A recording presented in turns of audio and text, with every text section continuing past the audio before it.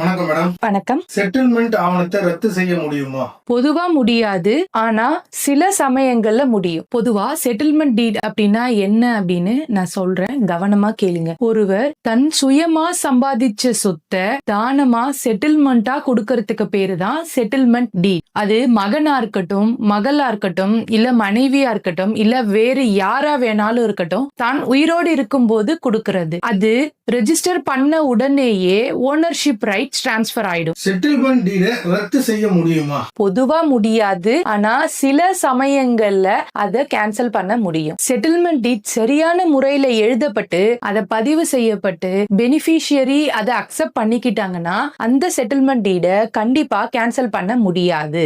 But சில சிச்சுவேஷன்ஸ்ல அதை cancel பண்ண முடியும். அதுல ஃபர்ஸ்ட் என்னன்னா மோசடி, அதாவது ஃப்ராட் பண்ணி செட்டில்மெண்ட் டீட் செய்யறது. உங்களை ஏமாத்தி கையெழுத்து வாங்கியிருந்தா அல்லது உண்மையை மறைச்சி டாக்குமெண்ட் பண்ணிருந்தா கோர்ட் மூலம் நீங்க அந்த செட்டில்மெண்ட் டீட கேன்சல் பண்ணலாம். ரெண்டாவது என்னன்னா அழுத்தம் அல்லது மிரட்டல். வயதானவங்களை பயமுறுத்தி செட்டில்மெண்ட் எழுத வச்சிருந்தா, அப்படி இல்லைன்னா கட்டாயப்படுத்தி அவங்கள செட்டில்மெண்ட் எழுத வச்சிருந்தா அந்த டாக்குமெண்ட்டை கேன்சல் பண்ண சொல்லி வழக்கு தொடரலாம். தேர்ட் ஒன் என்னன்னா நிபந்தனைக்கு உட்பட்ட செட்டில்மெண்ட் டீட ரத்து செய்ய முடியும். அந்த நிபந்தனைகள் மீறப்படும் பட்சத்துல அந்த டாக்குமெண்ட்டை, அதாவது செட்டில்மெண்ட் டீட கேன்சல் பண்ண முடியும். அது என்னன்னா, என்னுடைய வாழ்நாள் முழுவதும் என்னை கவனிக்கணும் அப்படின்னும், என் வாழ்நாள் இருக்கும் வரைக்கும் அந்த சொத்துல எனக்கு உரிமை இருக்கு, அதாவது லைஃப் இன்ட்ரெஸ்ட் இருக்கு, என் வாழ்நாளுக்கு பிறகுதான் உங்களை அது சேரும் அப்படிங்கிற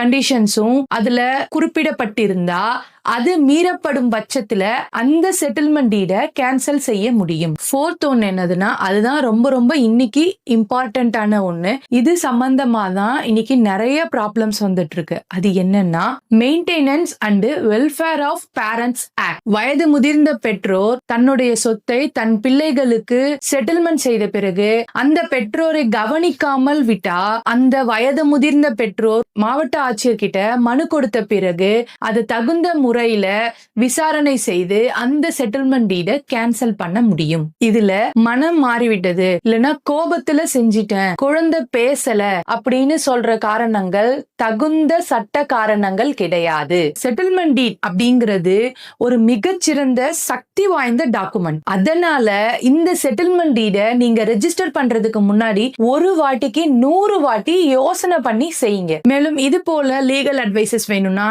எங்களுடைய சேனலை ஃபாலோ பண்ணிக்கோங்க. தேங்க்யூ.